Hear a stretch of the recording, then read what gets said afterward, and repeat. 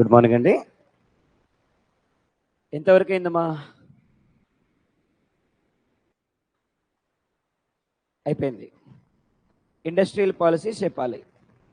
Industrial policies and budget చివరిలో చెప్దాం మనం. ఓకే, మైక్రో ఎకానమీ చెప్తే నెక్స్ట్ టాపిక్ ఇండస్ట్రియల్ పాలసీస్.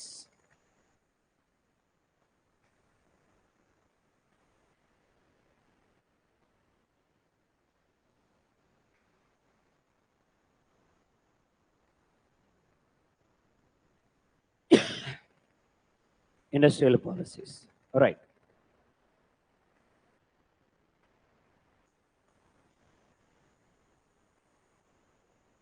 ఇండియాకి ఇండిపెండెన్స్ ఎప్పుడు వచ్చిందమ్మా? ఫ్రైడే శ్రావణ మాసం, అంతే కదా? రైట్.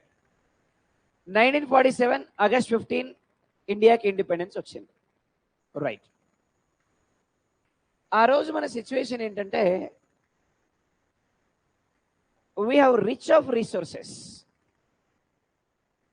ఫుల్ రీసోర్సెస్ ఉన్నాయి మనకి ఇండియాలో. చాలా రీసోర్సెస్ ఉన్నాయి ఇండియాలో. కావాల్సినన్ని వాటర్ ఉన్నాయి, కావాల్సినన్ని మినరల్స్ ఉన్నాయి, కావలసినంత పాపులేషన్ ఉంది, కావలసినంత స్ట్రెంగ్త్ ఆఫ్ ది పీపుల్ ఉన్నారు. కానీ వీటన్నిటితో ఏం చేయాలి అనేది మాత్రం తెలియదు మనకి. Am I right or not? We don't have such knowledge in those days how to utilize all of these resources when we got independence in 1947.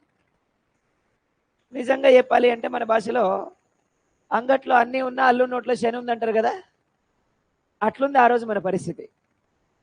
Same అట్లాంటి సిచ్యువేషన్లో మనం ఉన్నాం ఆ రోజు. మన దరిద్రం ఏంది సార్ అంటే మన ప్రైమ్ మినిస్టర్. ఎవరు ప్రైమ్ మినిస్టర్? సరే, అయితే ఏం చేశారు అంటే ఇప్పుడు మనం ఒంటరిగా ఫైట్ చేస్తే బాగుండదు. అంటే గవర్నమెంట్ ఇట్ సెల్ఫ్ వీటన్నిటిని యూటిలైజ్ చేసుకొని ఏమైనా చేయాలి అంటే గవర్నమెంట్ దగ్గర అంత స్ట్రెంగ్త్ లేదు. am I right or not? అప్పుడు ఏం చేయాలి? ప్రైవేట్ వాళ్ళని కూడా గ్యాదర్ చేయాలి. సో ప్రైవేట్ వాళ్ళని కూడా గ్యాదర్ చేసి గవర్నమెంట్ ప్రైవేట్ ఇద్దరు కలిపి ఈ రీసోర్సెస్ అన్నిటిని యూటిలైజ్ చేసుకొని ఇన్వెస్ట్మెంట్స్ ఇండస్ట్రీస్ని ఎస్టాబ్లిష్ చేస్తే ప్రాఫిట్స్ వస్తాయి అని ఆలోచించి 1948లో ఒక ఇండస్ట్రియల్ పాలసీని అనౌన్స్ చేశారు. Name of the industrial policy 1948 industrial policy. ఏమన్నామమ్మా? 1948 industrial policy. So what is the name of the industrial policy?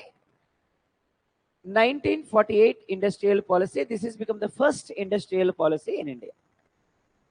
దేశంలోనే మొట్టమొదటి ఇండస్ట్రియల్ పాలసీ ఏంటి అంటే ఇదే. మరి ఇది ఎవరు అనౌన్స్ చేశారు అంటే ముఖర్జీ అనౌన్స్ చేశారు. ఎవరు అనౌన్స్ చేశారమ్మా? ముఖర్జీ. ఎవరి ముఖర్జీ? ఆ రోజు మన ట్రేడ్ అండ్ కామర్స్ మినిస్టర్. ఎవరైనా? ట్రేడ్ అండ్ కామర్స్ మినిస్టర్ అయినటువంటి మిస్టర్ ముఖర్జీ అనౌన్స్ చేశారు ఫస్ట్ ఇండస్ట్రియల్ పాలసీ. ఎగ్జాక్ట్గా 1948 ఏప్రిల్ 6న అనౌన్స్ చేశారు ఈయన. ఎవరమ్మా Mukherjee? Trade and commerce minister. ఎప్పుడు?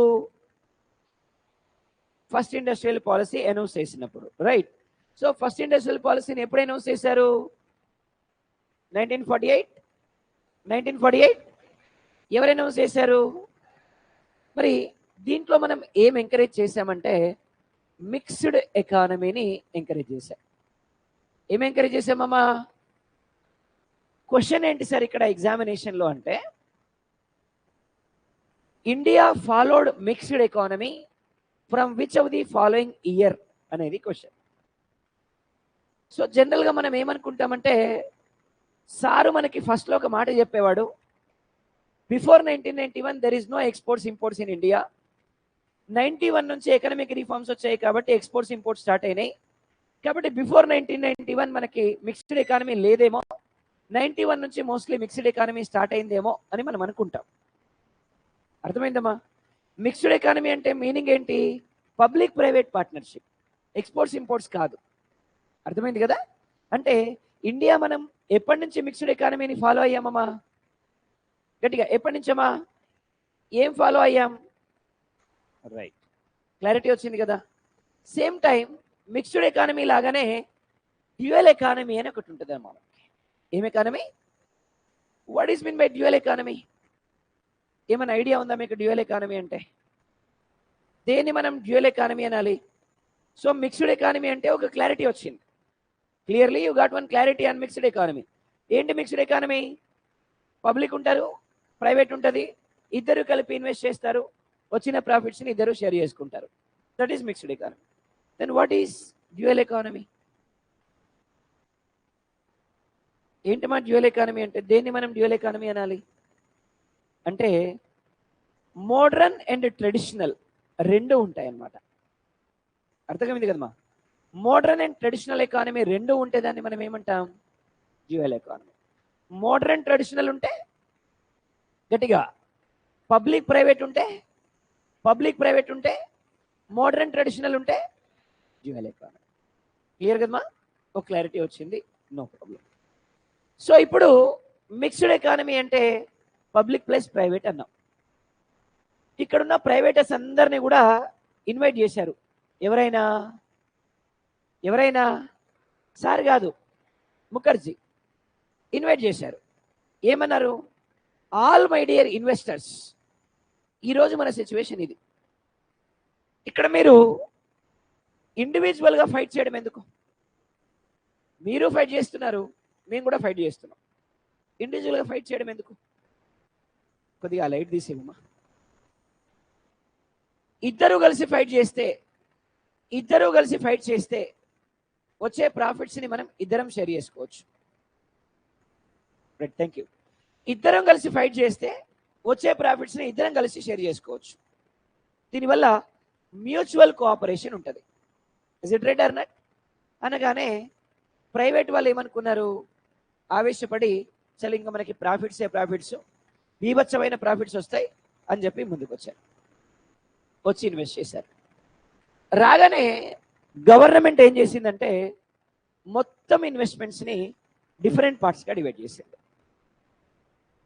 First category, second category, third category, fourth కేటగిరీగా డివైడ్ చేశారు. ఫస్ట్లో ఏముండాలి? ఫస్ట్ కేటగిరీలో ఏముంటాయి? ఫస్ట్ కేటగిరీలో అంటే investments by the government sector. ఎవరు చేయాలి? గట్టిగా గవర్నమెంటే. వచ్చిన ప్రాఫిట్స్ని ఎవరు తీసుకోవాలి? గవర్నమెంటే. ఇందులో ఏమేమి ఉంటాయి? రైల్వేస్, ఏవియేషన్, రోడ్వేస్, ఫార్మసిటికల్, ఇట్లా more than 18 companies comes under category 1. Second category ఏమన్నారంటే undertaken by the government. ఏమన్నారమ్మా? Undertaken by the government. So undertaken by the government అంటే గవర్నమెంట్ ఆధీనంలో పనిచేస్తాయి. ఎస్టాబ్లిష్ చేసేది ప్రైవేట్ వాళ్ళే. మీకు అర్థమైంది కదమ్మా? ఎస్టాబ్లిష్ చేసేది ప్రైవేట్ వాళ్ళే, కానీ ఎవరు నడిపిస్తారు? Hall, Hindustan aeronautics limited, BHEL, right, ECIL, ఇట్లాంటి ఆర్గనైజేషన్స్ అన్ని కూడా సెకండ్ కేటగిరీ కిందకి వస్తాయి. Third category private industries. మిగిలిన ఏమైనా ఉంటే ప్రైవేట్ వాళ్ళు పెట్టుకోవాలి. ఇంకేం మిగిలినాయి? చెప్పులు, చేపలు, బట్టల దుకాణాలు తప్ప ఏం మిగలలే. అర్థమైందమ్మా? అవి ఎవరు పెట్టుకోవాలా? ప్రైవేట్ వాళ్ళు పెట్టుకోవాలి. నాలుగోది అదర్ ఇండస్ట్రీస్. ఏం ఇండస్ట్రీస్? Other industries. ఫైనల్గా ఎవరి ఇన్వెస్ట్మెంట్ పెరిగింది అంటే గవర్నమెంట్ మోర్ దెన్ ప్రైవేట్. కానీ పెట్టుబడి పెట్టింది ఎవరు? ప్రైవేట్ ఎక్కువ. లాభాలు ఎంజాయ్ చేసింది ఎవరు? ప్రైవేట్ వాళ్ళకు ఒక విషయం అర్థమైంది, జీవితం ఘోరంగా మోసం చేసి వీళ్ళు మనల్ని. అన్న విషయం మాత్రం అర్థమైంది. ఎవరికి? ఇంకొకసారి గవర్నమెంట్ వాడు ఎవడన్నా పిలిచి పెట్టుబడి పెట్టమంటే పొర్రపాటున కూడా పోవద్దు, ఫిక్స్ అయిపోయింది. ఎందుకని? నమ్మించి మోసం చేశారు, అందుకని ఫిక్స్ అయిపోయింది. ఇప్పుడు ఇంకో ఇండస్ట్రియల్ పాలసీ అనౌన్స్ చేయాలి. ఇంకో ఇండస్ట్రియల్ పాలసీ అనౌన్స్ చేయాలి అంటే ప్రైవేట్ వాళ్ళ కోఆపరేషన్ కావాలి. ఎందుకంటే డబ్బులు వాళ్ళు ఇవ్వాలి, ఎంజాయ్ వీళ్ళు చేయాలి. Is it right or not? మరి ఇప్పుడు బుద్ధునోడు ఎవడన్నా మళ్ళీ ముందుకు వస్తాడా? రాడు. ఇప్పుడు ఏం చేయాలా? మళ్ళీ ఇదొక గేమ్ ప్లే చేయాలా, అంతే కదా? ఏం చేసిండంటే sir Nehru sir private investors అందరినీ పిలిచిండు, ఇట్లే కూర్చోబెట్టిండు. ఏమే ఇట్లా జరిగిందట కదా, అప్పుడు నాకు చెప్పరా మీరు? నాకు చెప్పాలి కదా మీరు, నేను ఏమైనా యాక్షన్ తీసుకుంటా కదా. ముఖర్జీ విలువంగానే మీరు పోయి ఇన్వెస్ట్ చేస్తారా? సార్ చేసిర్రు, అక్కడ మీకు ఎంకరేజ్మెంట్ లేకపోతే నాకు చెప్పాలి కదా, నేను చూసుకుంటా కదా. Yes sir no? ఎందుకు చెప్పలే నాకు? నేను ఏమన్నా పరాయను అనుకున్నారా మీరేమన్నా? నేను కూడా మేమన్నా కదా, ఎందుకు చెప్పారు మీరంతా? ఆడ కూర్చున్నా మీకు ఏమనిపిస్తుంది? అరే అవ్వ నెహ్రూ ఎంత మంచోడ్రా భయ్, అనవసరంగా చెప్పకపోతే me is it right or not? చెప్తే ఏదో ఒకటి చేసేటోడు కదా అనిపిస్తుందా లేదా? దానికోసం ఈ డ్రామా అంతా. అర్థమైందా? మీరందరికీ ఆ ఫీలింగ్ వచ్చింది అని చివరికి ఈసారి ఏమైనా జరిగితే నాకు చెప్పురి, నేనున్నా ప్రైమ్ మినిస్టర్గా నా బాధ్యత అది, నేను చూసుకోవాలి అని చెప్పి క్లోజ్ చేసి. ఇది ప్లాన్ బి. ఇది ప్లాన్ బి. ప్లాన్ ఏ అయిపోయింది కదా. ప్లాన్ ఏలో యాక్చువల్గా మాటలు మాత్రమే ముఖర్జీ, లిప్ మూమెంట్ మాత్రమే ముఖర్జీది, డైలాగ్లన్నీ ఎవరి? భార్యే. ఎందుకంటే ముందే తెలుసు ఒకటేసారితో కాదు మనకి వర్కౌట్ అని. అందుకని ఏం చేయాలా? ముందే నన్ను పెట్టాలా, ఇది అయిపోద్ది, వెనక మనం దిగాల. ఇది ప్లాన్ బి. అర్థమైంది కదా? సో దీంతో ఇప్పుడు ఇది ఫెయిల్ అయిపోయింది, అంటే ప్రైవేట్ వాళ్ళకి నష్టమైంది. ఇప్పుడు ఏం చేశారు? ప్లాన్ బి ఇంప్లిమెంట్ చేశారు. What is plan B? 1956లో ఇంకొక ఇండస్ట్రియల్ పాలసీని అనౌన్స్ చేశారు. ఏ ఇయర్లో మా? ఈసారి రంగంలోకి ఎవరు దిగారు? సారే దిగారు. ఏమన్నారు దీన్ని? ఎకనామిక్ కాన్స్టిట్యూషనల్ ఇండస్ట్రియల్ పాలసీ అన్నారు. ఏమన్నారమ్మా? Economic constitutional industrial policy. ఎంత మంచి పేరు పెట్టినో చూడండి. ఇండియాలో సోషలిస్ట్ సిస్టమ్ ఈ ప్లాన్ నుంచే స్టార్ట్ అయింది. ఏ ప్లాన్ నుంచి?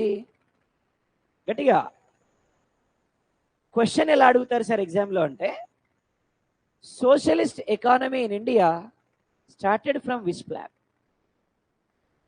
ఏ ప్లాన్ అమ్మా? సెకండ్ ప్లాన్ నుంచి ఏం స్టార్ట్ అయింది మనకి? Implementation of socialist economy start అయింది. ఏమన్నాడు సార్ అంటే, మీకు మళ్ళీ ఒక అవకాశం ఇస్తున్నా మీ అందరికీ, అప్పుడు మోసపోయిందని చెప్పారు కదా, ఇప్పుడు రండి పెట్టుబడి పెట్టండి, వచ్చిన లాభాలు మీరు మేము తీసుకుందాం. మీరు వేరే అనే మాకు ఏమన్నా? మీరు మేము ఒకటే కదా, ఎందుకు అన్యాయం చేస్తాం మీకు? రండి పెట్టండి పెట్టుబడులు అన్నారు. ఎర్రినాయళ్ళు నిజమే అనుకున్నారు. ఏం చేశారు? వచ్చి మళ్ళీ ఇన్వెస్ట్ చేశారు. ఇప్పుడు ఏం చేశారు వీళ్ళు? మొత్తం ఇండస్ట్రీస్ని 3 పార్ట్స్ చేశారు. Category A, category B, category C. Category ఏలో industries established by government sector. Category బిలో undertaken by the government sector. Undertaken by the government sector. Category సిలో ప్రైవేట్ అండ్ అదర్ ఇండస్ట్రీస్.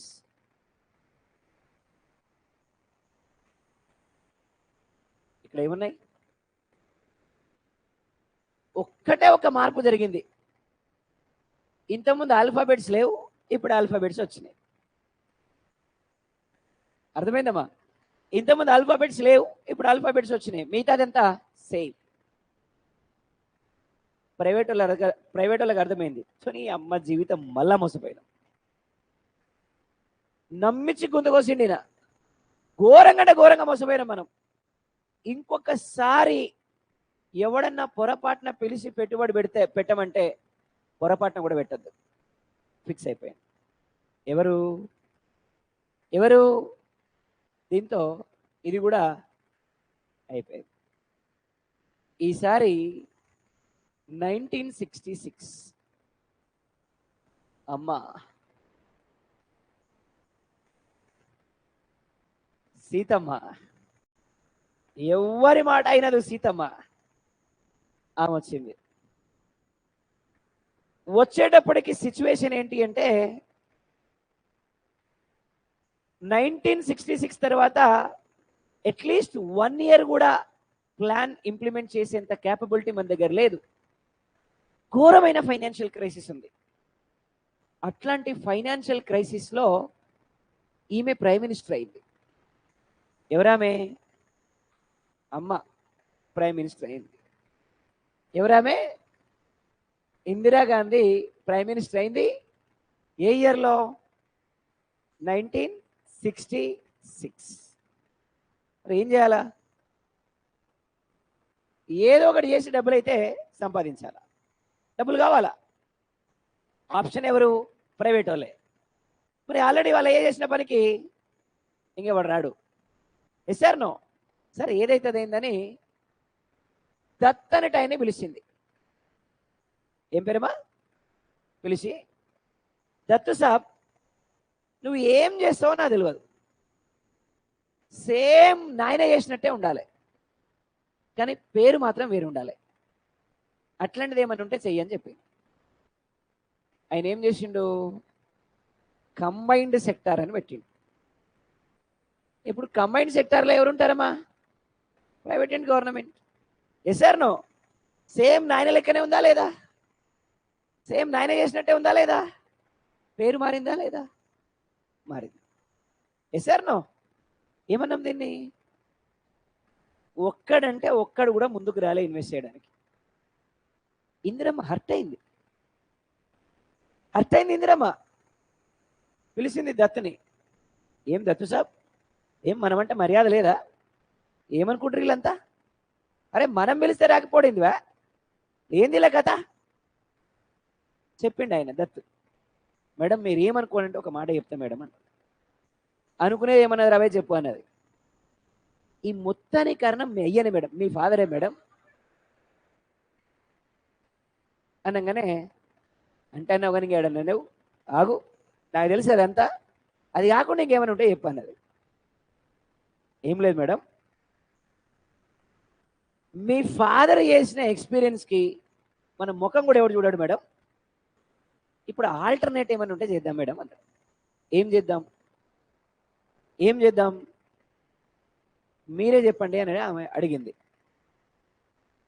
ఏం లేదు మేడం, వాళ్ళంతటా వాళ్ళే రావాలి, ఇన్వెస్ట్ చేయాలి, రూపాయి కూడా రిటర్న్స్ అడగొద్దు, పోవాలి. అట్లాంటి ఐడియా ఉంటే చేయాలి మేడం.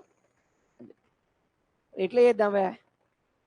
నేను ఒక చట్టం ఇస్తా, మీరు చట్టం చేయండి, చట్టం ప్రకారం ఇంప్లిమెంట్ చేయండి, ఎవడు రాడు మన దగ్గరికి అని చెప్పి 1969లో MRTP ఏమన్నా? Monopoly restricted trade policy. ఏమన్నా ఏ ఇయర్లో వచ్చిందన్నా? What is MRTP? Monopoly restricted trade policy, that is called MRTP. ఏమన్నారంటే ఇండివిజువల్స్ అండ్ ఫిర్మ్స్. ఎవరు ఇండివిజువల్స్ అంటే? మనలాంటి వాళ్ళంతా. ఫిర్మ్స్ అంటే కంపెనీలు, రైట్? ఇండివిజువల్స్ అయితే మ్యాక్సిమం 5 crores ఉండాలి, ఫిర్మ్స్ అయితే 20 కోట్లు ఉండాలి. అంతకంటే ఎక్కువ ఉంటే మాకు ఇచ్చేయాలి. Try to understand my dialogue. నేనేమన్నా? ఇచ్చేయాలి అంతే. రిటర్న్ మేము ఇస్తామా ఇయ్యమా మీరు అడగొద్దు, ఇచ్చేయాలి. సార్ మరి ఇందిరమ్మ దగ్గరికి వచ్చి ఇచ్చిర్రా? వచ్చినట్టు. ఎవరు అడిగింది? అమ్మ అడిగితే వేయకుండా ఉంటారా? లేకపోతే ఇందిరమ్మ ఏందో చూపిస్తుంది. Is it right or not? మరి ఇందిరమ్మ దగ్గర ఎట్లా తెలుసు సార్ వాళ్ళ దగ్గర 5 కోట్లు ఉన్నాయని 20 కోట్లు ఉన్నాయని? మామూలు మనిషి కాదా ఆమె. దీనికంటే ముందు ఆల్రెడీ కొన్ని స్కెచ్లు వేసి పెట్టింది. ఆ రోజు ఇండియాలో ఏముండేది సార్ అంటే జమీందారీ సిస్టమ్ ఉండేది. జమీందారులు, దొరలు, పటేలు, పటవారులు ఉండేటోళ్ళు. వాళ్ళ దగ్గర కొన్ని వేల ఎకరాలు, లక్షల ఎకరాల భూమి ఉండేది. అంతా వాళ్ళ పేరు మీద ఉండేది కాదు, బినామీల పేరు మీద ఉండేది. ఇందిరమ్మ ఏం చెప్పిందంటే, బిడ్డ మీ అందరికి ఒక అవకాశం ఇస్తున్నా, మీ పేరు మీద ఉన్న పొలమే మీది, కాందంతా మీది కాదు.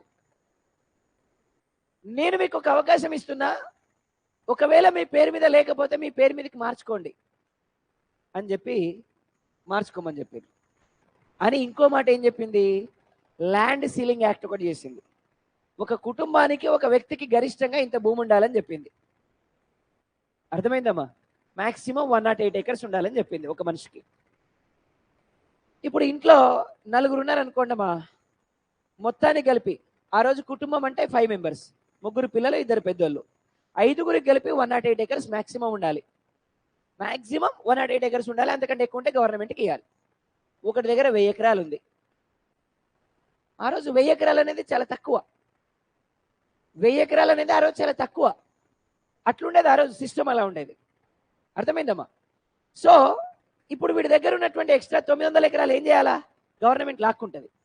అప్పుడు వాడు ఏం చేసేటోడు, వాళ్ళ పని మనిషిని కూడా వీళ్ళ కుటుంబాల మీద చేర్చుకొని, వీళ్ళ పని మనిషి ఆ ఓనరు ఇద్దరు కలిపి ఒక ఫ్యామిలీగా డివైడ్ అయిపోయి మళ్ళీ వీళ్ళ మీద ఒక 108 ఎకరాలు. అర్థమైందిగా నేను చెప్పిన మాట? నెక్స్ట్ ఇంకొక ఫ్యామిలీ, ఇంకొకళ్ళు ఎవరినైనా పట్టుకొని అట్లనే ఆమె, వీళ్ళు కలిపి మళ్ళీ ఒక 108 ఎకరాలు. అట్లా మ్యాక్సిమం వీడు ఏం చేస్తాడు, చుట్టుపక్కల ఉన్న వాళ్ళందరినీ కలుపుకొని 108 acres మళ్ళా మొత్తం గవర్నమెంట్కి పోకుండా చేసుకునేటోడు. ఈ విషయం ఇందిరమ్మకి అర్థమైపోయింది.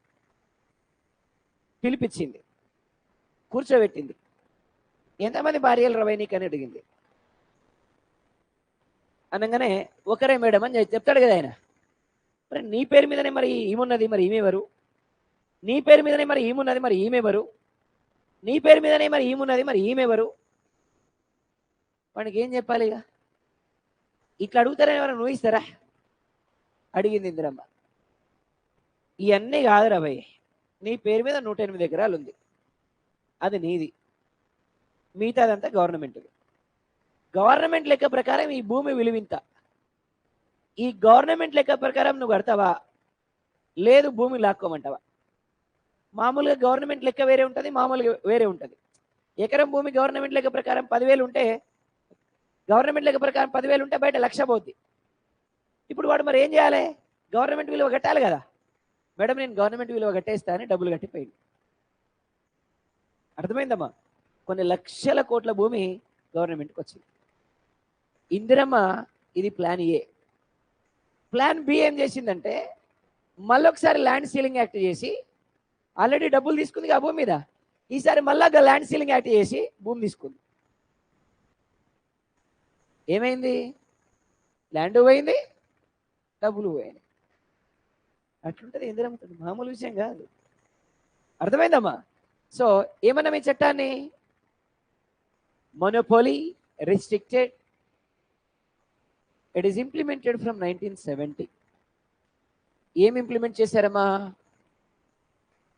ఎప్పటి నుంచి ఇంప్లిమెంట్ చేశారమ్మా? ఏం పాలసీ? ఏ పాలసీ? Monopoly restricted.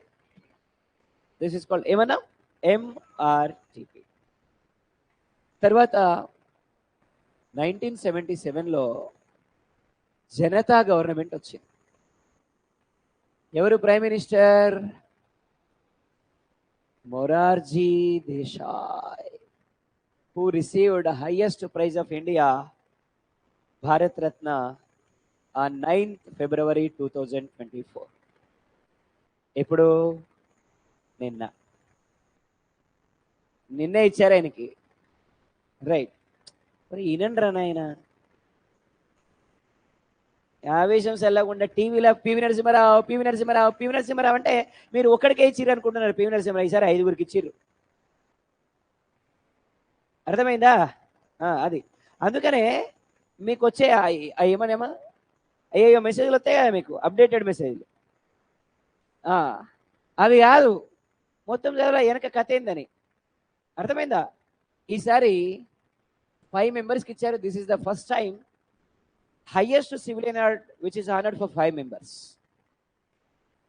ఎవరికి ఇచ్చారు? 49th person Karpoori Thakur. ఏం పేరమ్మా? ఫ్రమ్ బీహార్. ఏం పేరు? ఏ స్టేటు? బీహార్. స్వతంత్ర సమరయోధుడు, బీహార్కి ఎక్స్ సీఎం. ఏం పేరు? బీహార్ మన చేతులకు వచ్చేసింది, అంతే కదా? రైట్. సెకండ్, ఎల్కే అద్వానీ. మీ అందరికీ తెలుసు, founder member of BJP party. Founder member of BJP party. BJP పార్టీకి ఫౌండర్ మెంబర్ అయిన ఎల్కే అద్వానీ. 1980లో అటల్ బిహారీ వాజ్పేయి, ఎల్కే అద్వానీ, భైరాన్ సింగ్ షెకావత్ ముగ్గురు కలిపి బీజేపీ పార్టీని ఎస్టాబ్లిష్ చేశారు. Founder member. బాబ్రీ మసీద్ సంఘటన తర్వాత దేశంలో విశ్వ హిందూ పరిషత్ ద్వారా రథయాత్ర ప్రారంభించి రామ మందిరం యొక్క నిర్మాణం కోసం విశేషమైనటువంటి కృషి చేసినటువంటి వ్యక్తి ఎవరు అంటే ఎల్కే అద్వానీ. ఇప్పటి వరకు మన మీద ఒక అపవాదం ఉంది, అద్వానీని మనం పట్టించుకోవట్లేదు, అద్వానీని మనం పట్టించుకోవట్లేదు. భారతరత్న ఇచ్చాం, అద్వానీ మనోడే. రైట్. నెక్స్ట్, సౌత్ మీద ఎస్పెషల్లీ ఏపీ, తెలంగాణ, తెలుగు రాష్ట్రాల్లో గ్రిప్ తక్కువైంది మనకి. పివి నరసింహారావు ఆర్థిక సంస్కరణల పితామహుడు, బహుభాషా కోవిదుడు, ప్రజ్ఞాశీలి, సహస్ర పన్ని హిందీలోకి మార్చినటువంటి వ్యక్తి పివి నరసింహారావు. సౌత్ వచ్చేసింది, అంతే కదా? వచ్చేసింది సౌత్. ఇది పివి నరసింహారావు. రైట్. నెక్స్ట్, చౌదరి చరణ్ సింగ్.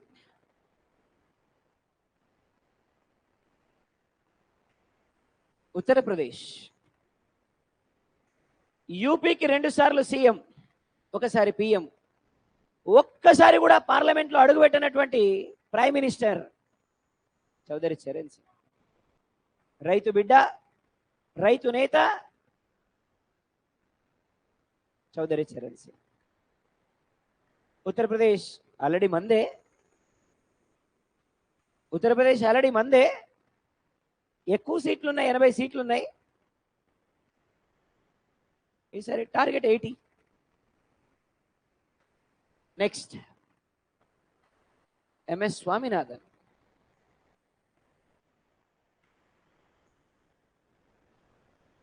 అందరూ సీఎంలు పిఎంలకు ఇస్తే బాగుండదు, ఇట్లే అనుకుంటారు ఎవరన్నా. అందరూ సీఎంలకి పిఎంలకి ఇస్తే ఇట్లనే అనుకుంటారు ఎవరైనా. అగ్రికల్చర్ సైంటిస్ట్ ఈయనకిచ్చా. Father of green revolution. అర్థమైంది కదమ్మా? 5గురికి ఇచ్చారు. ఏం అవార్డ్? గడిగా. సో న్యాయం జరిగింది, పర్ఫెక్ట్ న్యాయం జరిగింది ఈసారి భారతరత్నకి. This is the ever first time which is going to honour for 5 members. Bihar L K Advani, south and UP M S Swaminathan. Maximum అందరికి ఇచ్చాం. ఎవరైతే మహానుభావులు ఉన్నారో భారతదేశంలో వాళ్ళందరికీ న్యాయం జరిగింది. So this is ya appreciate moment of India, proud moment of India. ఇది భారతదేశానికి, వీళ్ళందరికీ కూడా భారతరత్న ఇవ్వడం. What is the cash prize in Bharat Ratna? Cash prize ఉండదమ్మా, క్యాష్ ప్రైజ్ ఉండదమ్మా. ఒక పీపల్ లీఫ్ ఉంటుంది, పీపల్ లీఫ్ ఉంటుంది, రావి ఆకు ఉంటుంది, దీని మీద ఇక్కడ నేషనల్ ఎంబ్లమ్ ఉంటుంది, కింద సత్యమే వజైతే అని రాసి ఉంటుంది, వెనక సైడు భారతరత్న అని రాసి ఉంటుంది. దానికి వైట్ కలర్ రిబ్బన్ కట్టి మెడలో వేస్తారు, వైట్ కలర్ రిబ్బన్ కట్టి మెడలో వేస్తారు. ఇది ఇది మొత్తం మీద మనకి Bharat Ratna award. No prize money. ఎప్పుడు స్టార్ట్ అయింది? 1954లో స్టార్ట్ అయింది. అప్పుడు ముగ్గురికి ఇచ్చారు. సరే, అది ఆల్రెడీ చెప్పినట్టున్నాను కదా ఇంతకుముందు. Right, fine. సో పివి నరసింహారావుకి ఇవ్వడం అనేది మన క్రెడిటే అని కూడా కొంతమంది ప్రచారం చేసుకుంటున్నారు. మనం చాలా కాలం నుంచి పివి నరసింహారావుకి భారతరత్న అయ్యాలని ఫైట్ చేస్తున్నాం. మన మాజీ ముఖ్యమంత్రి గారు కృషి చేసినందుకే ఈరోజు పివి నరసింహారావుకి భారతరత్న వచ్చింది. చెప్పుకునేటోళ్ళు కూడా ఉన్నారు ఇవాళ. అర్థమైంది కదా? మీకు అర్థమైంది, నేను చెప్పాల్సిన అవసరం లేదు. ఆల్రెడీ ట్విట్టర్లో మోగిచ్చిర్రు. కేవలం మన మాజీ ముఖ్యమంత్రి గారు కేంద్ర ప్రభుత్వం మెడలు వంచి పివి నరసింహారావుకి భారతరత్న తెప్పించారు. ఆయన చెప్పకపోతే వాళ్ళు భారతరత్న ఇయ్యరు. ఇక మామూలుగా మెడలు వంచి మళ్ళా. అందుకని ఈ మధ్య కొంచెం మెడ వంచుకొని అడుగుతున్నాడు నరేంద్ర మోడీ గారు. ఏం సార్ అంటే ఈయన వంచిండు. Is it right or not? అగో దిస్ ఇస్ వాట్ హ్యాపెన్. అర్థమైందమ్మా? అవు గట్లా. కాబట్టి ఎంతమందికి ఇచ్చారు? 5 మెంబర్స్కి ఇచ్చారు. రైట్. మళ్ళీ ఫ్యాన్స్ ఎవరైనా ఉంటే ఫీల్ కావద్దు. ఎవరు లేరు కదమ్మా? సరే, ఫ్యాన్ కాదు కదా? రైట్. అందరు జగన్ మామయ్య ఫ్యాన్స్ అయితే జగన్ మామయ్య గురించి కూడా ఒక బిడ్డ చెప్తే వినండి. నిన్న ప్రైమ్ మినిస్టర్ని కలవడానికి వెళ్ళారు మామయ్య.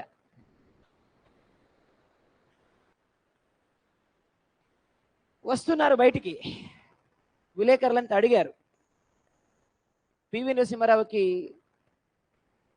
భారతరత్న వచ్చింది, మీరేం ఫీల్ అవుతున్నారు?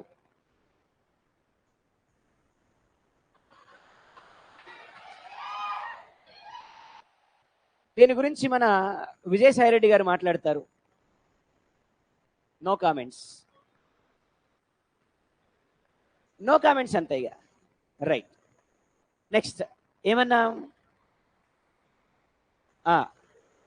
సరే, భారతరత్న అయిపోయింది, వదిలేయండి ఇక. నెక్స్ట్ ఏమన్నా?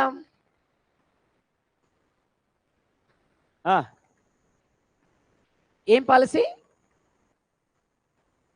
ఇండస్ట్రియల్ పాలసీ 1977 ఎవరు స్టార్ట్ చేశారన్నా?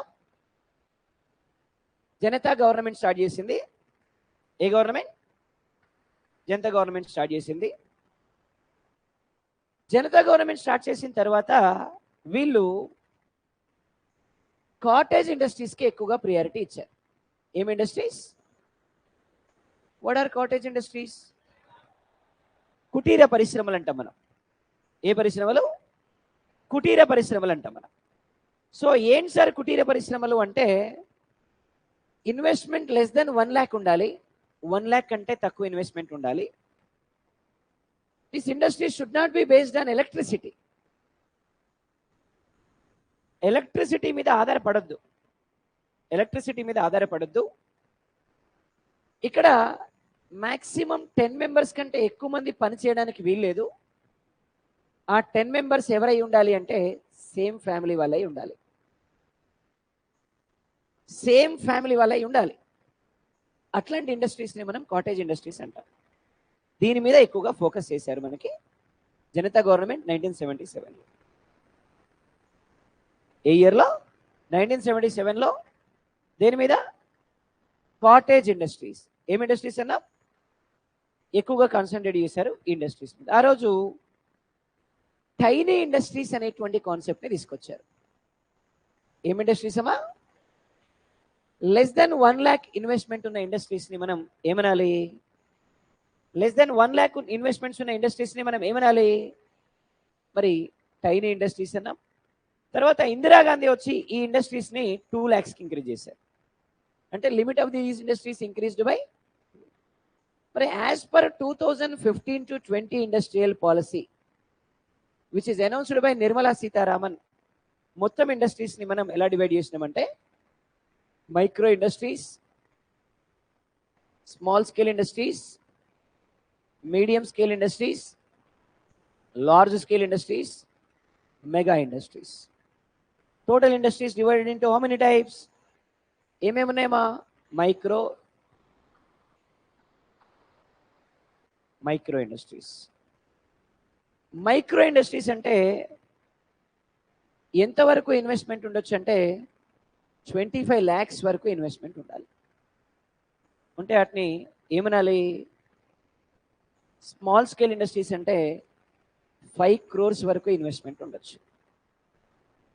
మీడియం స్కేల్ అంటే 5 to 10 crores వరకు ఇన్వెస్ట్మెంట్ చేయొచ్చు. లార్జ్ అంటే 100 crores వరకు ఇన్వెస్ట్ చేయొచ్చు.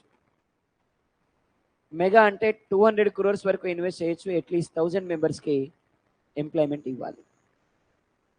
అలాంటి ఇండస్ట్రీస్ని మనం ఏమనాలి? ఇవి ఓవరాల్గా మనకి type of industries as per 2015 to 20 industrial policy. Right, ఇలా మనం ఇండస్ట్రీస్ని డివైడ్ చేసాం. తర్వాత 1985లో ఒక ఇండస్ట్రియల్ పాలసీని అనౌన్స్ చేశారు. ఆ రోజు మన prime minister Rajiv Gandhi sir. మీ అందరికీ తెలుసుగా, సార్ అంటే టెక్నాలజీ అంటే ఇండియాలో టెక్నాలజీని ఇంట్రడ్యూస్ చేసింది ఎవరు అంటే రాజీవ్ గాంధీ సార్. కాకపోతే అప్పుడు సక్సెస్ కాలే మనకి ఆ టెక్నాలజీ. ఇప్పుడే అంటే ఇంట్రడ్యూస్ చేసిన 40 ఏళ్ళ తర్వాత ఇండియాలో ఫ్రూట్స్ వచ్చినాయి. అందుకని వాళ్ళు ఏమంటున్నారంటే చెట్టు పెట్టగానే కాయలు కాయమంటున్నారు. చెట్టు పెట్టి 40 ఏళ్ళు అయింది, ఇప్పుడు కాయలు కాస్తున్నాయి అంతే. అర్థమైంది కదమ్మా? కొన్ని చోట్ల పండ్లు అయినాయి, కొన్ని చోట్ల మురిగిపోయినాయి అంతే. అర్థమైంది కదా మీకు? అంటే కొన్ని చోట్ల సక్సెస్ అయింది, కొన్ని చోట్ల సక్సెస్ కాలేదు. Is it right or not? So 1985లో ఏం తీసుకొచ్చినాం మనం? Industrial policy. ఏ పాలసీ? ఆ రోజు మన prime minister Rajiv Gandhi sir. Rajiv Gandhi sir ఏమన్నారు అంటే, అప్పటి వరకు ఉన్నటువంటి ఎంఆర్టీపీ సిస్టమ్ ఏదైతే ఉందో, మోనోపోలీ రెస్ట్రిక్టెడ్ ట్రేడ్ పాలసీ, ఏమన్నాం దాన్ని? ఎంఆర్టీపీ. ఏమనాలి? దీన్ని 100 crores ఇంక్రీజ్ చేశారు. అప్పటి వరకు 5 crores 20 crores ఉంది కదమ్మా, అది ఎంతకు పెరిగింది అంటే 100 crores ఇన్వెస్ట్మెంట్స్ ఎవరి దగ్గర అయితే ఉంటాయో వాళ్ళకి అంతకంటే ఎక్కువ ఉంటే గవర్నమెంట్కి ఇచ్చేసేయాలి. అది ఎంఆర్టీపీ లిమిట్ ఇంక్రీజ్డ్. అప్పటి వరకు ఇండియాలో క్లోజ్డ్ కర్టెన్ పాలసీ ఉండేది. What is closed curtain policy? Exports లేవు, ఇంపోర్ట్స్ లేవు. ఎక్స్పోర్ట్స్ ఇంపోర్ట్స్ ఉండేవి కావు. దాన్ని ఏ పాలసీ అంటాం? Closed curtain policy. ఏ పాలసీ అమ్మా? ఏమన్నాం దాన్ని? Closed curtain policy. దాంట్లో ఎక్స్పోర్ట్స్ ఇంపోర్ట్స్ రెండు ఉంటే ఎక్స్పోర్ట్స్ మీద బ్యాన్ తీసేయాలా, ఇంపోర్ట్స్ మీద బ్యాన్ తీసేయాలా? యాక్చువల్గా అయితే ఎక్స్పోర్ట్స్ మీద తీసేయాలి, కానీ సార్ ఏం చేసిండ్రు? ఉల్టా చేసిండ్రు, ఇంపోర్ట్స్ మీద తీసేసిండ్రు. ఫారెన్ గూడ్స్ అన్నీ ఇండియాకి వచ్చాయి, మన గూడ్స్ ఎవడు కొనలే. దీంతో ఎకనామిక్ సిస్టమ్ అంతా కొలాప్స్ అయిపోయింది. 1991కి 16.1% ఇన్ఫ్లేషన్ రికార్డ్ అయింది. సార్ మనానికి సార్ పోయిండు, దేశం అంతా కొలాప్స్ అయిపోయింది. అర్థమైందమ్మా? సో దీన్నే సార్ ఏమనుకున్నాడు? ఫస్ట్ ఎకనామిక్ రీఫార్మ్స్ అన్నాడు. ఏమైనా తీసుకొస్తే చూసేటోడు అనాలి ఇవి ఎకనామిక్ రీఫార్మ్స్ అని, మనం చెప్పుకోవద్దు ఎకనామిక్ రీఫార్మ్స్ అని. కానీ సార్ ఏం చేసిండు? These are the first economic reforms అని చెప్పుకున్నాడు. మరి 1991 నాటికి భారతదేశానికి ప్రైమ్ మినిస్టర్ లేడు. ప్రైమ్ మినిస్టర్ కరువు అయిండు. 16.1% ఇన్ఫ్లేషన్ రికార్డ్ అయింది. What is the maximum inflation must be record అంటే 3 to 3.5%. ఎంత రికార్డ్ అవ్వాలి? 3 to 3.5% రికార్డ్ అవ్వాలి. కానీ ఎంత రికార్డ్ అయింది? 16.1% ఇన్ఫ్లేషన్ రికార్డ్ అయింది. విపరీతంగా పెరిగిపోయినాయి ప్రైసెస్. కనబడితే జనాలు కొట్టేటట్టున్న రాజకీయ నాయకులు అంటేనే. అట్లాంటి సిచ్యువేషన్లో విపి సింగ్ని తీసుకొచ్చి చైర్లో కూర్చోబెట్టినాం. 7 నెలలకు దండం పెట్టిండు. నా వల్ల కాదని వెళ్ళిపోయిండు.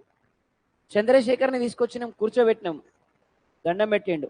రాజకీయాలకు నేను దూరం అయిపోతున్నా అని చెప్పిండు. దేశానికి ప్రైమ్ మినిస్టర్ కరువు అయిండు. అట్లాంటి సిచ్యువేషన్లో భారతదేశానికి పిఎం లేడు. భారతదేశాన్ని ఆ సిచ్యువేషన్ నుంచి బయటికి తీసుకొచ్చే వ్యక్తి లేడు.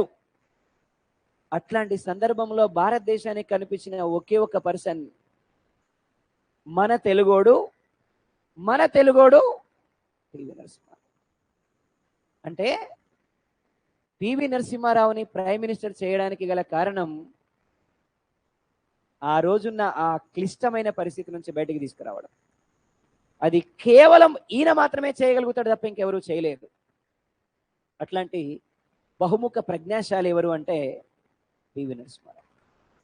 అప్పటి వరకు సౌత్ ఇండియా నుంచి ఒక్కరు కూడా ప్రైమ్ మినిస్టర్ కాలే. కారణం ఏంటి అంటే సుఖంగా జరిగిపోతుంది, పెద్ద కష్టం లేదు. సుఖంగా ఉన్నప్పుడు వాళ్ళంతా ఎంజాయ్ చేశారు. కానీ కష్టమైన పరిస్థితి వచ్చేటప్పటికి ఎవరు ముందుకు రాలే. అట్లాంటి టైంలో పివి నరసింహారావుని తీసుకొచ్చి చైర్లో కూర్చోబెట్టారు. అప్పుడు మన్మోహన్ సింగ్ ఆర్బీఐకి గవర్నర్గా ఉన్నారు. ఆర్బీఐకి గవర్నర్గా ఉన్నటువంటి మన్మోహన్ సింగ్ని తీసుకొచ్చి ఫైనాన్స్ మినిస్టర్ని చేశారు. ఇద్దరు కలిపి అప్పుడున్న ఎకనామిక్ సిస్టమ్ని దారిలో పెట్టారు. వాటినే మనం ఎకనామిక్ రీఫార్మ్స్ ఏమన్నామమ్మా? ఎకనామిక్ రీఫార్మ్స్ ఎప్పుడు వచ్చినాయి? ఇందులో భాగంగానే ఎల్పిజి సిస్టమ్. ఏం సిస్టమ్? లిబరలైజేషన్, ప్రైవేటైజేషన్, గ్లోబలైజేషన్ వచ్చింది. మన్మోహన్ సింగ్ని ఫాదర్ ఆఫ్ ఎకనామిక్ రీఫార్మ్స్ అన్నాం. ఏమన్నాం? Father of modern plans in India అన్నాం మన్మోహన్ సింగ్ అని. ఆ రోజు పివి నరసింహారావు గనక ఎకనామిక్ రీఫార్మ్స్ తీసుకురాకపోతుంటే ఇలా నేనెన్నో బర్రెలు మీరెన్నో గొర్రెలు కాసుకుంటుంటుండే. Definitely yes. ఎందుకంటే ఈరోజు మనం చదువుకోవడానికి కారణమైనటువంటి వ్యక్తులు ఇద్దరు. ఒక ఆయన డాక్టర్ బిఆర్ అంబేద్కర్, ఇంకొక ఆయన పివి నరసింహారావు. ఒకప్పుడు చదువు దొరలకి, పటేళ్లకి, రాజుల కుటుంబాలకి పరిమితమైతే అందరు చదువుకోవాలని చెప్పింది డాక్టర్ బిఆర్ అంబేద్కర్. కానీ ఊర్లలో గవర్నమెంట్ స్కూల్ ఉండేవి, సీట్లు 60 ఉండేవి, అందరికీ దొరికేది కాదు అవకాశం. ప్రైవేటైజేషన్ చేసి అందరినీ ప్రైవేట్ స్కూల్ని ఎస్టాబ్లిష్ చేసి అందరికీ చదువు తీసుకొచ్చింది మాత్రం పివి నరసింహారావు గారు. రైట్. అట్లా ఎకనామిక్ రీఫార్మ్స్ వచ్చాయి. ఏమన్నాం వీటిని? Economic reforms. 1991 జూలైలో వచ్చాయి మనకి ఎకనామిక్ రీఫార్మ్స్. రైట్. మరి దీంట్లో భాగంగా లిబరలైజేషన్ అని. వాట్ ఎగ్జాక్ట్లీ లిబరలైజేషన్ అంటే అప్పటి వరకు మనకి ఎంఆర్టీపీ ఉంది. What is MRTP? Monopoly restricted trade policy. ఏమన్నా? That is called what? MRTP. MRTP 69లో తీసుకొస్తే 1985లో ఎక్స్టెండ్ చేస్తే 1991లో తీసేశారు. ఏమన్నారు? మీరు ఎంతైనా సంపాదించుకోండి కానీ ట్యాక్స్లు కట్టండి. ఒక మంచి ఆలోచన. ఇప్పుడు నీకు 20 కోట్ల కంటే ఎక్కువ ఉంటే మాకు ఇచ్చేయండి, ఒక్కసారి వస్తుంది గవర్నమెంట్కి, ఎవ్రీ ఇయర్ రాదు. మరి నువ్వు సంపాదించిన దాని మీద ట్యాక్స్ వేస్తే ఎవ్రీ ఇయర్ వస్తుంది. Yes or no? అట్లా ఏం చేశారు? ఎంఆర్టీపీని తీసేశారు. ఏ ఇయర్లో? 1991లో. అప్పటి వరకు గవర్నమెంట్ సెక్టార్లో 17 టైప్ ఆఫ్ ఇండస్ట్రీస్ ఉండేవి. ఎన్ని ఇండస్ట్రీస్ ఉన్నాయమ్మా? అప్పటి వరకు గవర్నమెంట్ సెక్టార్లో 17 టైప్ ఆఫ్ ఇండస్ట్రీస్ ఉండేవి. Limit of 17 type of industries decreased by 5. ఎంతకు తగ్గించారు? 5కి తగ్గించారు. ఎక్కడి నుంచి? 17 నుంచి 5కి తగ్గించారు.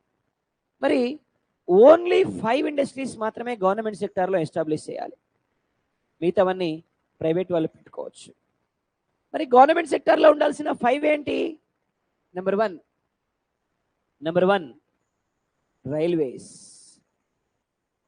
రైల్వేస్ ఖచ్చితంగా దేంట్లో ఉండాలి? గవర్నమెంటే. Number 2 nuclear. న్యూక్లియర్ ఖచ్చితంగా దేంట్లో ఉండాలి? Government. Number three explosive goods, పేలుడు పదార్థాలకు సంబంధించిన ఉత్పత్తులు గవర్నమెంట్లోనే ఉండాలి. Number 4 defence. ఎక్కడ ఉండాలి? గవర్నమెంట్లో ఉండాలి. నెంబర్ 5 హార్మ్ఫుల్ కెమికల్స్ అంటే హానికరమైన రసాయనాలని తయారు చేసే కంపెనీలు కూడా గవర్నమెంట్లో ఉండాలి. క్వశ్చన్ ఎలా అడుగుతారు అంటే, according to 1991 industrial policy, how many industries permitted for government sector? How many industries? What are the industries? Railways, nuclear, explosive goods, defense, harmful chemicals. How many industries? Permitted for what? Except these 5 industries, all industries comes under private. A sector? Again, Nirmala Sitharaman in 2015 to 20 industrial policy announced only 2 industries are in government sector. One is railways. Number 2 nuclear. ఈ 2 industries మాత్రమే ఏ సెక్టార్లో ఉండాలి? Except these 2, మిగతా అన్ని industries ఎందులో ఉంటాయి? అందుకని ఈరోజు గవర్నమెంట్ నడిపించేటువంటి ఇండస్ట్రీస్ ఎన్ని అంటే ఓన్లీ 2. ఏమేమి ఉన్నాయమ్మా? గట్టిగా, రైల్వేస్, న్యూక్లియర్. రైల్వేస్ని ప్రైవేటైజ్ చేయడానికి లేదు, న్యూక్లియర్ని ప్రైవేటైజ్ చేయడానికి లేదు. సార్ రైల్వేలో కూడా ఈరోజు ప్రైవేటైజేషన్ ఉంది కదా. Railway infrastructure privatisation, railways private కాదు. రైల్వే స్టేషన్లు డెవలప్ చేయడానికి ప్రైవేట్ వాళ్ళకి ఇస్తారు, రైల్వే ట్రాక్స్ చేయడానికి ప్రైవేట్ వాళ్ళకి ఇస్తారు. అర్థమైందమ్మా? సో రైల్వే స్టేషన్స్ మోడర్నైజ్ చేయడానికి ప్రైవేట్ వాళ్ళకి ఇస్తారు, రైళ్లు మాత్రం గవర్నమెంట్. ఇది ఓవరాల్గా మనకి ఏమన్నావమ్మా? Second one we said privatisation. ఒకేసారి ఇండియాలో మెల్లగా చేశారు.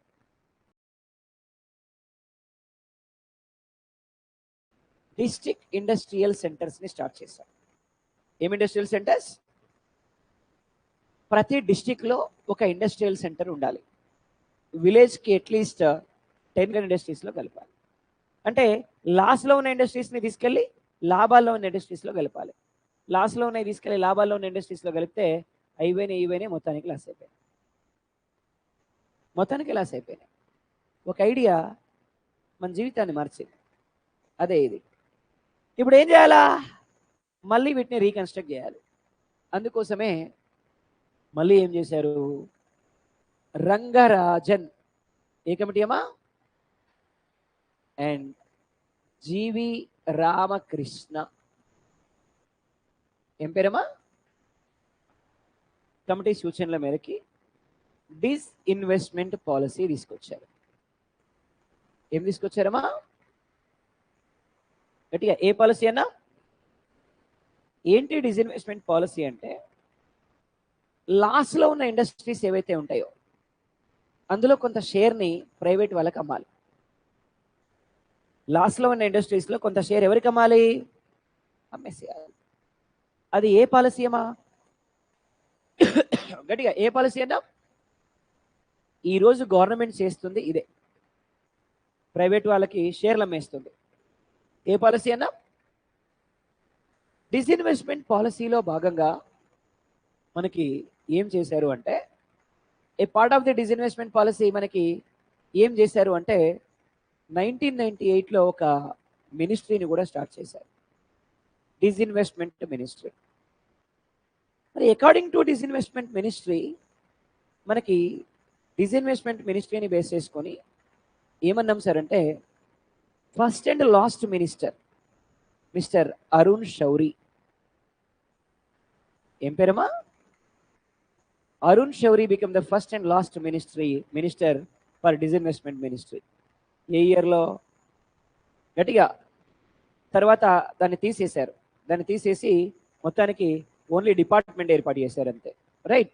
ఏ మినిస్ట్రీ? ఏ మినిస్ట్రీ? ఏ కమిటీ రికమెండేషన్స్?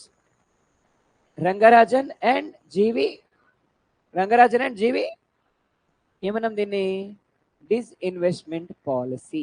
ఏ పాలసీ అమ్మా? 1998లో గోల్డెన్ షేక్ హ్యాండ్ పాలసీ తీసుకొచ్చారు. ఏ పాలసీ? హ్యాండ్ ఇచ్చారు. ఏం హ్యాండ్? Golden hand.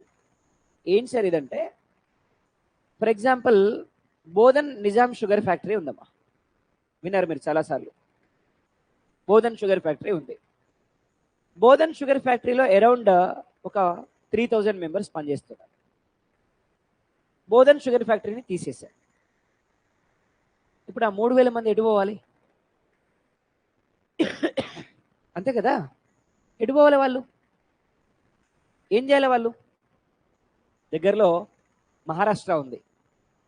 మహారాష్ట్రలో వెళ్ళి పని చేయమని చెప్పారు. మనలో పోతారా? అవసరమైతే దుబాయ్ పోమంటే పోతారు.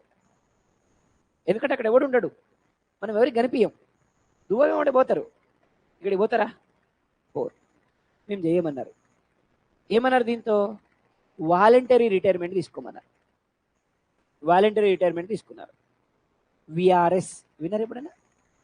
Voluntary retirement scheme. మీకు 60 ఏళ్ళు సర్వీస్ అమ్మా, మీ 60 ఇయర్స్ వచ్చే వరకు జాబ్ చేయొచ్చు. 55 ఏళ్ళకి ఇక నా వల్ల కాదు నేను చేయను అనుకున్నారనుకో, విఆర్ఎస్ తీసుకోవచ్చు. అర్థమైంది కదా? దాన్ని ఏమంటాం మనం? విఆర్ఎస్. ఎప్పుడు స్టార్ట్ అయింది? 98. ఏ ఇయర్లో? గట్టిగా ఏ ఇయర్లో? ఏమన్నాం దాన్ని? Voluntary retirement scheme. ఏమన్నాం? Voluntary retirement scheme, VRS. ఏమన్నాం? విఆర్ఎస్ అన్నాం. Voluntary retirement scheme. Voluntary retirement. గట్టిగా వాలంటరీ రిటైర్మెంట్. ఏమన్నాం దాన్ని? విఆర్ఎస్. ఏమన్నాం? విఆర్ఎస్ అన్నాం. క్లియర్ కదమ్మా? రైట్. ఇది ఓవరాల్గా మనకి. అలాగే 2002లో national companies law tribunal start చేశారు. ఏం స్టార్ట్ చేశారమ్మా? National companies law tribunal start చేశారు. ఏ ఇయర్లో? ఇది ప్రైవేటైజేషన్.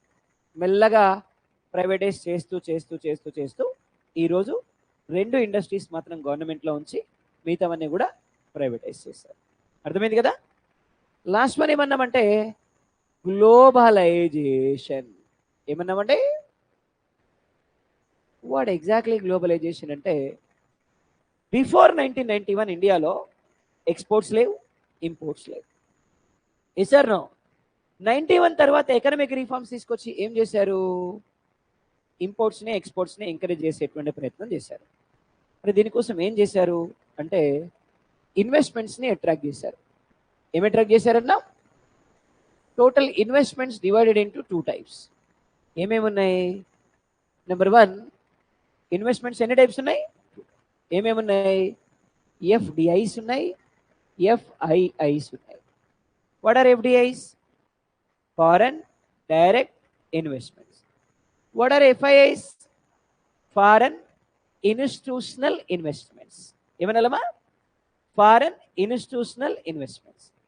మరి ఇండియాలో ఎఫ్డిఐస్ ఎక్కువ ఉన్నాయా, ఎఫ్ఐఐస్ ఎక్కువ ఉన్నాయా? హైయెస్ట్ ఎఫ్ఐఐస్ ఎక్కువ ఉన్నాయి. What is the difference between FDIs and FIIs? చూద్దాం. ఫర్ ఎగ్జాంపుల్ మన దగ్గర కియా ఉందమ్మా. కియా ఎక్కడ? అనంతపూర్లో ఉంది, అంతే కదా?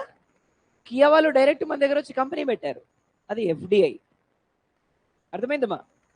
నోయిడా కంపెనీ ఉందమ్మా, డైరెక్ట్ మన దగ్గర యూపీలో పెట్టారు. యాపిల్ కంపెనీ ఉందమ్మా, యాపిల్ మ్యానుఫ్యాక్చరింగ్ యూనిట్ చెన్నైలో పెట్టారు, డైరెక్ట్ పెట్టారు. ఇవన్నీ ఎఫ్డిఐస్. ఫారెన్ కంపెనీస్ డైరెక్ట్గా మన దేశంలో ఇన్వెస్ట్ చేస్తే వాటిని ఏమంటాం మనం? గట్టిగా. అట్లా కాకుండా మన దేశంలో కంపెనీకి ఫారెన్ వాళ్ళు కోఆపరేట్ చేస్తే దాన్ని ఎఫ్ఐఐస్ అంటారు. మరి మన దేశంలో కంపెనీలు కోఆపరేట్ చేసిన కంపెనీలు ఎక్కువ ఉన్నాయా, డైరెక్ట్ పెట్టినవి ఎక్కువ ఉన్నాయా? అందుకని ఈరోజు ఏం పెంచే ప్రయత్నం చేస్తున్నాం? ఎఫ్డిఐస్. ఏం పెంచాలనుకుంటున్నాం? గట్టిగా ఎఫ్డిఐస్ని పెంచే ప్రయత్నం చేస్తున్నాం. మరి ఎఫ్డిఐ లిమిట్స్ ఎలా ఉన్నాయి సార్ అంటే, అగ్రికల్చర్ సెక్టార్లో 100% ఎఫ్డిఐస్. ఏ సెక్టార్లో? అగ్రికల్చర్ సెక్టార్లో ఎంత పర్సెంట్ ఎఫ్డిఐస్? 100% ఎఫ్డిఐస్. ఏ సెక్టార్ అమ్మా? గట్టిగా ఏ సెక్టార్ అమ్మా? నెక్స్ట్ ఎడ్యుకేషన్లో 100% ఎఫ్డిఐస్. ఎడ్యుకేషన్లో గట్టిగా ఎడ్యుకేషన్లో, అగ్రికల్చర్లో 100%, ఎడ్యుకేషన్లో 100% ఎఫ్డిఐస్. నెక్స్ట్ ఇంకా మనకి print media,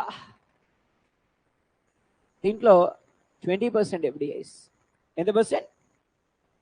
private banking sector, దీంట్లో 74% ఎఫ్డిఐస్. అలాగే పబ్లిక్ బ్యాంక్స్, దీంట్లో 20% ఎఫ్డిఐస్. ఓకే, ఏవియేషన్ సెక్టార్లో 100% ఎఫ్డిఐస్. గతంలో 49 ఉండే, now it is increased by 100%. Defence sector 100% FDIs. Multi branded 51% FDIs. ఇవి తప్ప మిగతా ఏమైనా కనిపిస్తే అవి 100% పక్కా. ఇక అర్థమైందమ్మా? ఇవి ఓవరాల్గా మనకి ఏమన్నా FDIs. What are FDIs? Foreign direct investment. Foreign direct. What are FIIs? Foreign institutional investment. FDIs అంటే, ఎఫ్ఐఐస్ అంటే foreign institutional investment. Foreign institutional investment. ఇవి ఓవరాల్గా మనకి industrial policies in India. Very important. ఇండస్ట్రీస్ని బేస్ చేసుకొని క్వశ్చన్ అడిగితే ఏమంటాడు అంటే, ఇండియాలో ఫస్ట్ ఇండస్ట్రియల్ పాలసీ ఏ ఇయర్లో అనౌన్స్ చేశారు? ఎకనామిక్ ఇండస్ట్రియల్ పాలసీ ఏ ఇయర్లో వచ్చింది? ఎకనామిక్ కాన్స్టిట్యూషనల్ ఇండస్ట్రియల్ పాలసీ ఏ ఇయర్లో వచ్చింది? అలాగే సోషలిస్ట్ ఎకనమీని మనం ఎప్పటి నుంచి ఫాలో అయ్యాం ఇండస్ట్రియల్ పాలసీలో? 1956 నుంచి ఫాలో అయ్యాం.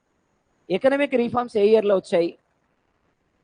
1991లో వచ్చాయి. క్లియరా? ఇవి ఓవరాల్గా మనకి ఇది. సో దీంతో మనకి మ్యాక్రో ఎకానమీ ఫినిష్ అయిపోయింది. Come to the micro economy.